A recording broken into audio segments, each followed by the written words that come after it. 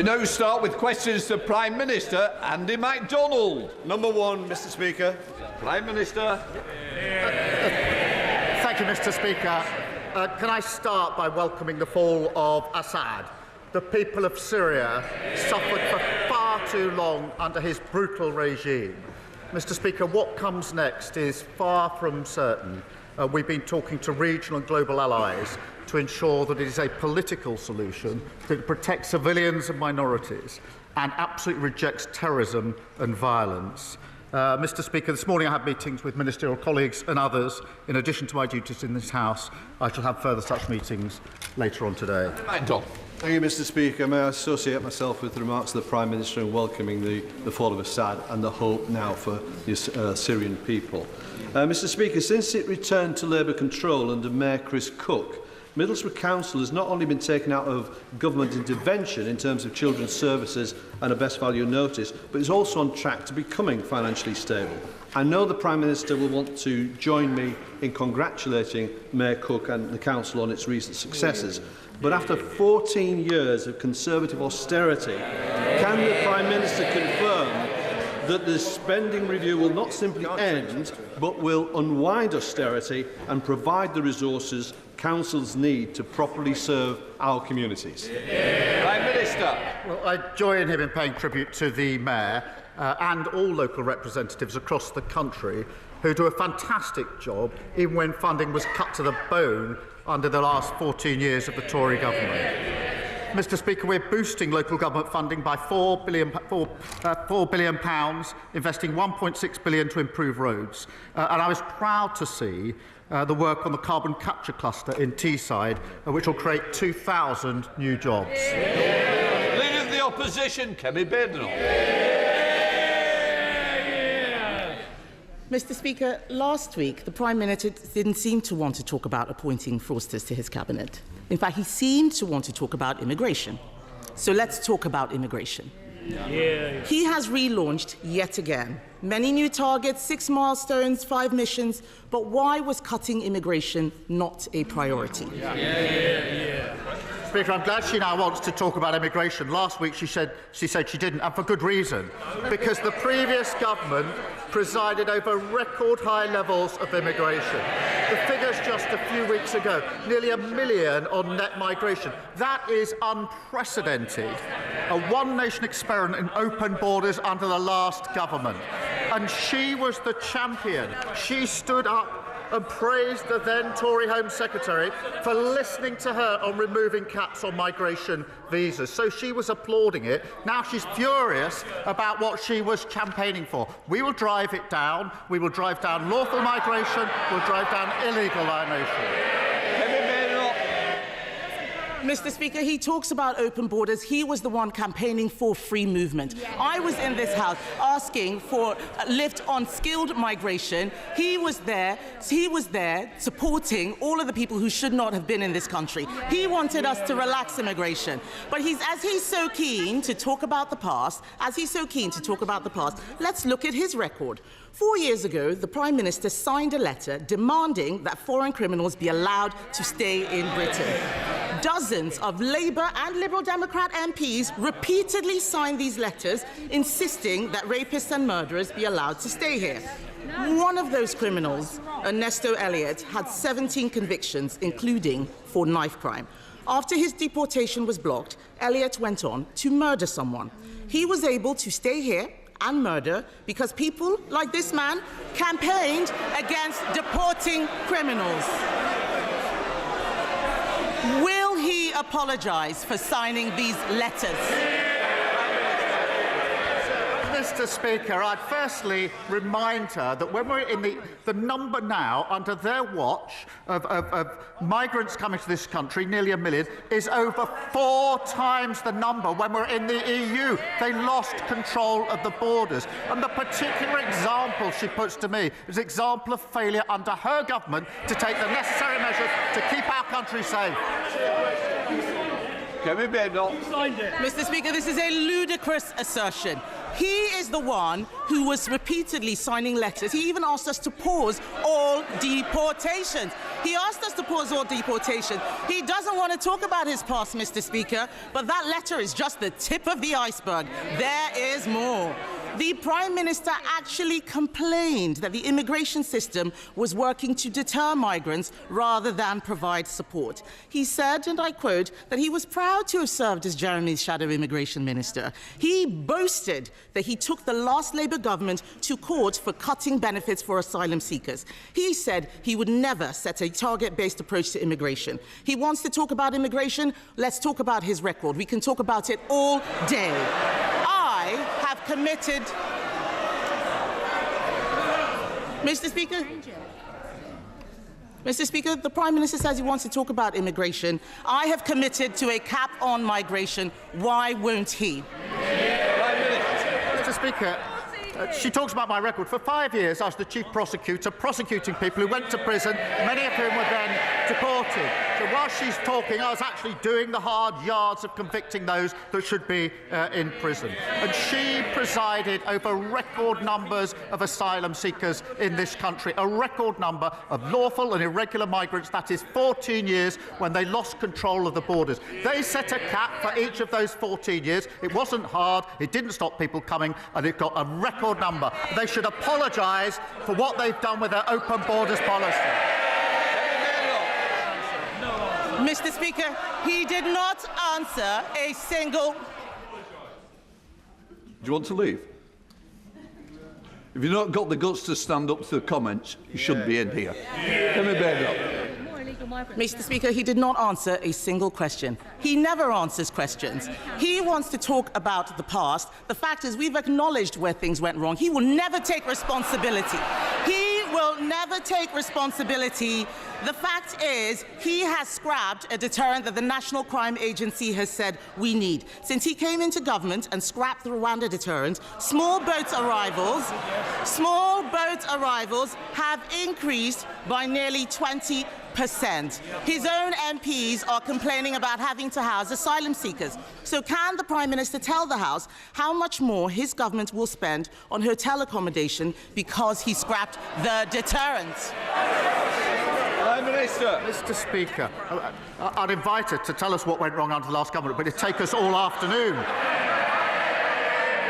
Mr. Speaker, we are going to smash the gangs that are running this vile trade. We signed a landmark agreement with Germany this week. Order. Mr. Philp, you've been very loud. I think now we're going to have a little bit of silence from you, Prime Minister. This week we signed a landmark agreement with Germany. She should be welcoming that, because that will make sure we have the powers to take enforcement action across the continent where it is needed. We've set up the Border Security Command. We've committed £75 million on top of the existing £75 million. We're extending the powers, so they're counter-terrorism-like powers. We've retained 9,400 people who shouldn't be here. A record flight got off. They talk about getting the flights off. They did it for years. They didn't succeed. We got the flights off. Mr. Speaker, he says he wants to smash the gangs. The only thing he smashed is his own reputation. The fact is, what he has been agreeing is not going to do anything. The cost of the Iraq agreement is £500,000. That won't even buy a house in his constituency. Many of the things he's taking credit for are our agreements. Let's talk about what he put in his manifesto. The Prime Minister promised to end asylum hotels. He promised, he's the Prime Minister now, he promised, but in Altrincham and Peterborough, his government is expanding the use of asylum hotels because he unilaterally disarmed the deterrent. In fact, Mr. Speaker, a man who arrived by small boat told Sky News he was happy Labour were in power. That man said the Conservatives, and I quote, wanted to deport us, but Labour are making the procedure easier for us. He's right, isn't he? Prime Minister. Mr. Speaker, I really thought she should welcome the Iraq deal. Anybody who wants to deal with this vile trade would have welcomed it. She should also welcome the German deal that we did this week. Many of the boats that are finding their way to the Channel are coming through Germany. That is well documented. There's been a difficulty in taking enforcement action, which if she spent more time researching that than her terrible jokes, she would know about. And we have signed an agreement to smash and take enforcement action in Germany to stop those boats getting to the coast. That is effective action. She should welcome it. It's really good news. All law enforcement think it's a good thing. Why does she think it's a bad thing? Because the numbers are going up, Mr. Speaker, under his watch. The Prime Minister has consistently backed criminals over law-abiding British people. He defended terrorists like Hizb ut-Tahrir in the European Court. He argued all immigration law had a racist undercurrent. He voted against life sentences for people smugglers. He voted against more than 100 measures to control migration. He even said it was wrong. He even said, Mr. Speaker, that it was wrong when the Conservatives took away Shamima Begum's citizenship. Now he has appointed her defence lawyer as his Attorney General. Mr. Speaker, events in Syria mean we may see more small boat arrivals. For once, will he take the side of the British people and strip citizenship from jihadi terrorists and supporters of Assad who want to come back and destroy this country? Prime Minister. Mr. Speaker, I was Director of Public Prosecution for 5 years. Unlike anyone on their benches, I was prosecuting for 5 years hundreds of thousands of criminals. That includes huge terrorist gangs, rapists. I was working for 3 of those 5 years with the then Home Secretary Theresa May, who commended the work that I did at the end of those 5 years. So for her to stand there and say, I haven't done anything in law enforcement, I dedicated 5 years of my life to law enforcement, locking up criminals, which is more than she can say. And it would be easier to take the opposition seriously if they actually got serious. Not a slither of remorse, not a hint of contrition. It's like the arsonist complaining about the people who are trying to put the fire out. And all they do is come every week with more and more complaints. Just wait till they get their hands on the people that created the mess that we are clearing up. We're fixing the economy, we're ending their open borders policy, we're taking down the waiting list. That's what people voted for. We're delivering it. No law. Mr. Speaker, since in the last couple of months, since I spoke to the Prime Minister here about the need for social and industrial investment in Cornwall, we've had a fresh tranche of shared prosperity funding, a huge boost to international interest in our most cleanest energy industries, and we've had a roadmap to greater political autonomy that reflects Cornwall's unique national identity. Will the PM join his minister on that visit in the spring to meet with the industry firsthand and spell out a roadmap for Cornwall to helping Britain become a clean energy superpower? Prime Minister. Mr. Speaker, I thank my honourable friend. He's a champion of the extraordinary potential of Cornwall, particularly in our transition to clean power by 2030. Next week we'll publish our English devolution white paper, setting out our ambitions to move power from Westminster into every part of England, including Cornwall. And I know he and his colleagues are meeting the Deputy Prime Minister to discuss this next week. Leader of the Liberal Democrats, Sir Ed Davey. Thank you, Mr. Speaker. While Syrians are rejoicing at the overthrow of the brutal Assad regime, many people there and around the world are worried about what comes next, as the Prime Minister indeed said, with the threats of extremism, ISIS terrorism and unsecured chemical weapons. Only an open political process can bring peace and stability, but that will require the full backing of the international community. So does the Prime Minister share my concern that President-elect Trump said about Syria, and I quote, "The United States should have nothing to do with it"? If America walks away and steps away, will he step up and work with other allies to provide British leadership over Syria? Prime Minister. He's right to say this is a very serious moment. We all welcome the fall of Assad. I hope this can be a turning point for Syria, a much-needed turning point, but that is by no means guaranteed, and that is why we've been speaking intently and intensely with our allies in the region across the globe about how we ensure that this is peaceful, it is political, and it's a rejection of terrorism and violence. This could be a turning point, but in the past we've always thought that what comes next is necessarily better. That hasn't turned out to be the case, and that's why we're working so hard on this and showing the leadership that he and the House would expect from this government. Sir Ed Davey. Can I thank the Prime Minister for that reply, and I hope we can continue to work on a cross-party basis to do Britain's role in securing peace and stability in the Middle East. But moving on to another subject, Mr. Speaker, British farmers are the best in the world. They are the best in the world because of our tradition of family farms, where from generation to generation a commitment to high-quality food, to our precious environment, animal welfare, is passed down. But family farms were let down badly by the last Conservative government, with their botched transition to new payment schemes and their unfair trade deals with Australia and New Zealand that have undercut British farmers. Now, many family farms feel the government's budget will be the final blow. So will the Prime Minister change course and recognise the vital role that British family farms play? Prime Minister. Mr. Speaker, as he knows, we put £5 billion into farming over the next 2 years. That's a record number under the budget. Last week alone, £350 million to support farmers in the United Kingdom. That does contrast with the last government, who was an underspend of £300 million in relation to farmers. In relation to inheritance tax, as he knows, in a typical family case, the threshold is £3 million, and therefore the vast majority of farmers will be unaffected, despite the fear-mongering of the party opposite. Bill Brittle. Speaker, places of worship are vitally important, not just for practising one's faith, but also for local heritage. The government's Places of Worship grant scheme currently provides much-needed tax relief for religious buildings in need of renovation, but is scheduled to end next year. What assurances can the Prime Minister provide my constituents that the government will continue to support restoring our much-cherished places of worship, such as Holy Trinity Church in Horwich?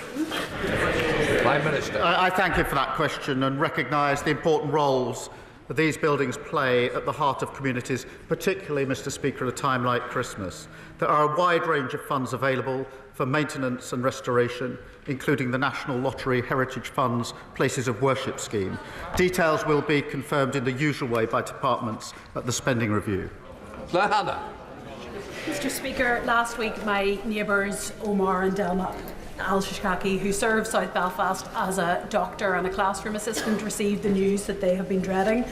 Dalal's mother and brother were among 23 Gazans killed in their tent by an Israeli airstrike in the so-called humanitarian zone of Al-Mawasi, and other family members are fighting for their lives in a barely functioning health system. Prime Minister, the crisis in Gaza is getting worse and not better. None of us in this chamber can end their nightmare, but we can do more. This government have rightly used every tool at their disposal: sanctions on arms and trade and officials against Putin's Russia. When will Israel be held to the same standards for genocide? When will this government confirm further sanctions, recognise the state of Palestine and offer some hope to beleaguered Gazans and many millions who are watching on in horror? Prime Minister. Can I start by saying I'm sorry to hear of the dreadful loss of the families of her constituents. There have been far too many examples like that. I was pleased to see that there's now a ceasefire in Lebanon. We desperately need that now in Gaza, something we've been pressing for some time. There's intense talks going on to that end at the moment, as she knows. That would provide the space for the hostages to be allowed out. They've been there for a very, very long time. Desperately needed aid to go in at speed and at scale, but also opens the potential for the pathway to the two-state solution, which I believe is the only peaceful way to resolve this ongoing conflict. Katrina Murray. Thank you, Mr. Speaker. My constituents in the east of Kirkintilly are experiencing a housing emergency. Not enough houses for families or for those fleeing domestic abuse, and what houses there are in drastic need of repair. Does the Prime Minister agree with me that the Scottish Government should be prioritising repairing this housing emergency, but also the funding of local authorities to address this crisis of their own making? Prime Minister. Well, I'm grateful to her for raising this, because in Scotland, house building has ground to a halt. Homelessness is at record numbers. Children in temporary accommodation, record numbers. and that this budget was the biggest settlement for Scotland since devolution. So they've got the powers, they've got the money. What they haven't got is any more excuses. Thank you, Mr. Speaker. The people of Thornbury have been promised a new health facility for more than 20 years, but have seen every proposal fall by the wayside. That's why it was a great relief to residents when the Health Minister confirmed to me in writing that the funding to rebuild the centre would be made available. However, we are still months away from seeing the final plans signed off, never mind having spades in the ground. So what reassurances can the Prime Minister give me and my constituents that this isn't just another hollow promise and that the proposals will be approved swiftly once they hit the Health Secretary's desk? Well, I'm grateful to her for raising that, and it's obviously a cause of concern for her constituents. And we are determined to fix the broken NHS that we inherited from the party opposite. And we've set out our targets in the Plan for Change last week. As she knows, the Department for Health, NHS England and Local Care Board are working together to deliver for patients in her constituency. It is important, as she'll appreciate, that we go through the proper business case as part of this rebuild. But what I can make sure is she gets a meeting with the relevant minister to be updated on behalf of her constituents. Peter Lamb. Thank you, Mr. Speaker. Following years of real terms cuts to their funding, St Catherine's Hospice, serving my constituency of Crawley, has recently made a number of redundancies. Palliative care is hugely important to our communities, and I pay tribute to them for their work. Can the Prime Minister join me in thanking the work of St Catherine's and outline how the Government will look to support palliative care moving forward? Prime Minister. I will join him in that and recognise the vital role that hospices play in providing support to people at the end of their life and understand the challenges that they face. Most hospices receive funding by providing NHS services, and funding will be set out in the usual way. Thank you. Jerome Mayu. Mr. Speaker, losing a farm is not like losing any other business. It can't come back. Now, those are the words of the Prime Minister, those that he said to the NFU in order to get their votes. So can the Prime Minister understand why farmers in Broadland and Falkland and around the country now think that his administration is duplicitous? Mr. Speaker, I think everybody welcomes the £5 billion over the next 2 years that we put in the budget to... Well, they shake their heads, I'm afraid they do. £350 million in the last week alone, compared with the £300 million underspent by the last government. On the threshold, as he well knows, in an ordinary family case, the threshold is £3 million, and that means the vast majority of farmers will be unaffected. Joyce Dewbray. Speaker, 14 years of the party opposite gutting local government has left councils. My constituents were recently shocked when Cannock Chase District Council proposed the closure of the Museum of Cannock Chase and the Prince of Wales Theatre. Can the Prime Minister ask the Culture Minister to please, and his officials to please meet with me to see what can be done to save our museum and theatre? Mr. Speaker, they groan at the question that the Leader of the Opposition was saying they're coming to terms with their failures. Well, they're obviously struggling just with it. I understand there's been a huge loss to his constituency. Councils across the country were at the front line of the last government's ruinous economic failure. We announced £4 billion in additional funding for local government, a real terms increase in core spending power. We will continue to do so, and I will make sure that he gets a meeting with the relevant minister. Chris Law. These last months have shown that cruel Westminster governments of whichever party continue to target the weakest in society, while the Scottish Government will continue to protect them. Whilst the Labour Party have voted to continue the two-child benefit cap from the Conservatives, the SNP are abolishing it. While the Prime Minister picks the pockets of pensioners of their winter fuel allowance, Scotland's First Minister, John Swinney, has reinstated it. So, Mr. Speaker, given support for Labour is plummeting, and support for Scottish independence is once again leading in the polls, who does the Prime Minister believe makes the best decisions for Scotland? Prime Minister. Those that were elected in a general election on the 4th of July, they're sitting here.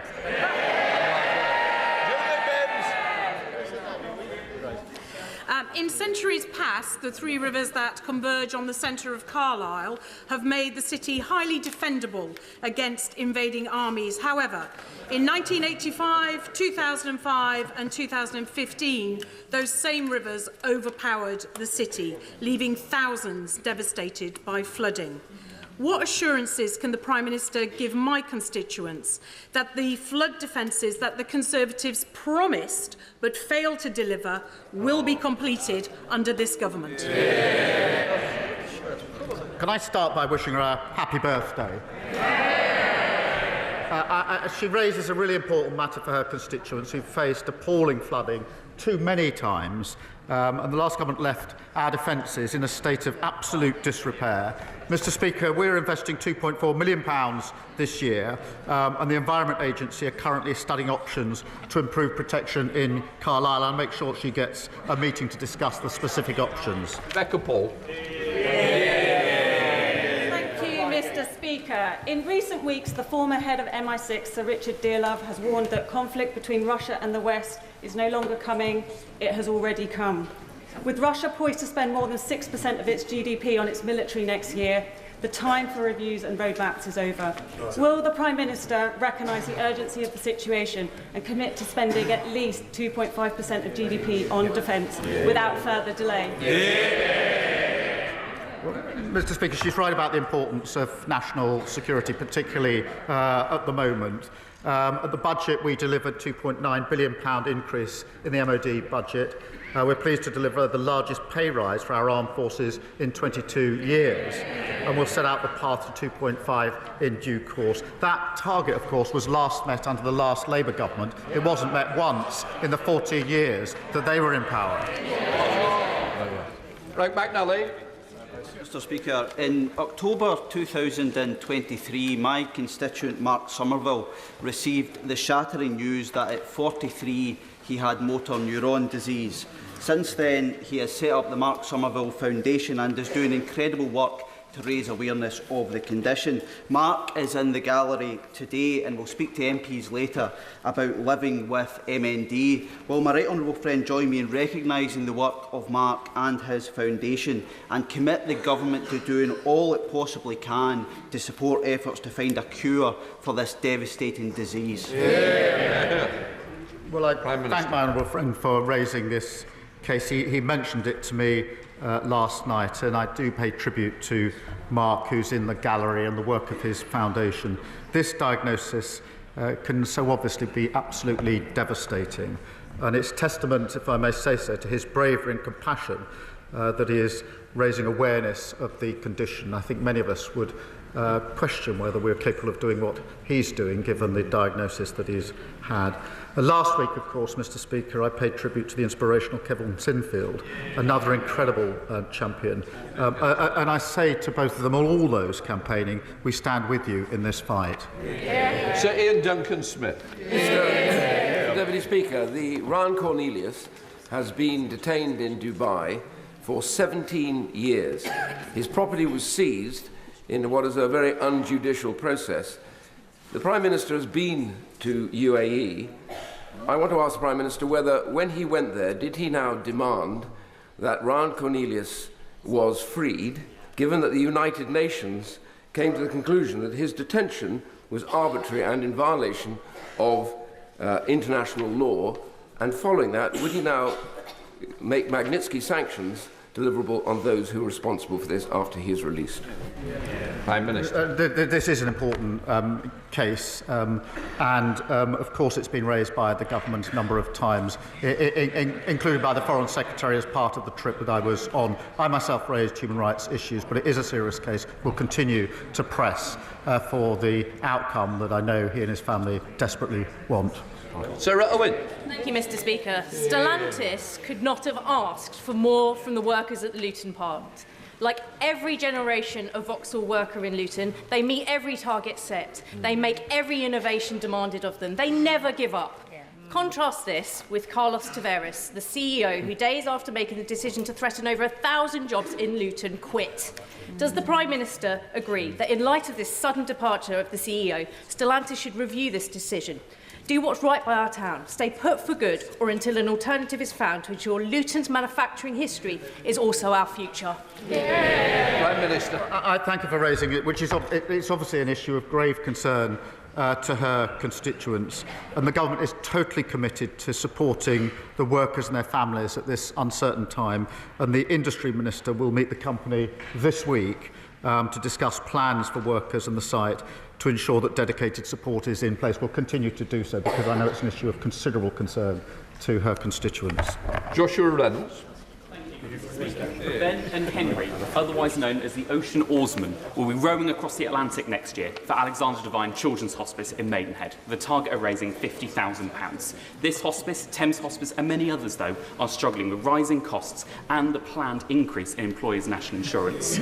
So will the Prime Minister join with me in wishing Ben and Henry the best of luck on their journey and take this opportunity to scrap the NI rise for hospices? Well, can I pay tribute to Ben and Henry and everybody supporting their campaign? It's obviously an important issue. The funding arrangements will be set out in due course. For retail workers in Bolton North East, the busy Christmas season is overshadowed by shoplifting, which Usdall's latest survey identifies as the leading trigger of abuse, threats and assaults. As the police drop in Bromley Cross, officers welcomed this government's commitment to clamping down on low-level shoplifting and prosecuting repeat offenders. What more can the government do to tackle shoplifting and support retail workers and businesses during their critical holiday season? Prime Minister. Well, I thank you for raising this, and I've spoken to many who work in our shops who are very, very concerned about shoplifting, and because of the approach that was taken by the previous government, it went out of control. We are bringing it under control. It's not low level. It has a huge impact on other customers, has a particular impact on staff working in supermarkets, and that's why we are dedicating funding to training police and retailers and supporting specialist analyst teams to crack down on the gangs that are targeting retailers. Paul Holmes. Thank you very much, Mr. Speaker. In the last few weeks of the last government, we awarded millions of pounds to remote train stations like Hedge End and Swanwick in my constituency under the Accessibility for All scheme. In the first 2 weeks of this government, that was scrapped.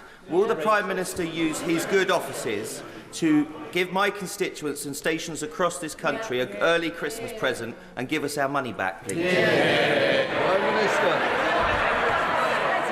I'm grateful for him. This is an important issue for his constituents. The problem is the last government made lots and lots of promises, but they never set aside the money to pay for them. That's why we picked up a £22 billion black hole. They made promises in relation to infected blood, promises in relation to Horizon. They didn't put aside the money to pay for it. We've had to inherit that, to clean it up. We will get on with delivery, but we had to balance the books and stabilise the economy first. Lizzie Collins. Mr. Speaker, this past weekend, one of my market towns, Kirkby Lonsdale, suffered a devastating fire, resulting in the loss of a local man's life. The whole town centre was closed and many local businesses have been affected. Sunday was meant to be a day of celebration with Christmas markets, family games and community events, and instead the town faced a tragedy. Can the Prime Minister tell me how the government can support communities like Kirkby Lonsdale to rebuild and recover after tragedies such as this? Prime Minister.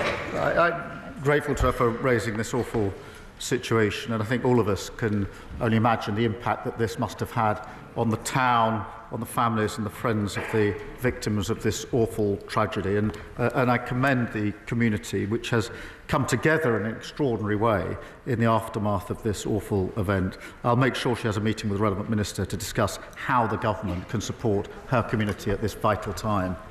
Final question, Ellie Chance. This week I was contacted by my constituent Sally. She's a GP and she'd called 999 on Monday for a critically ill patient to try to get an ambulance, but couldn't because they were all stuck outside Hereford A&E waiting to unload their patients.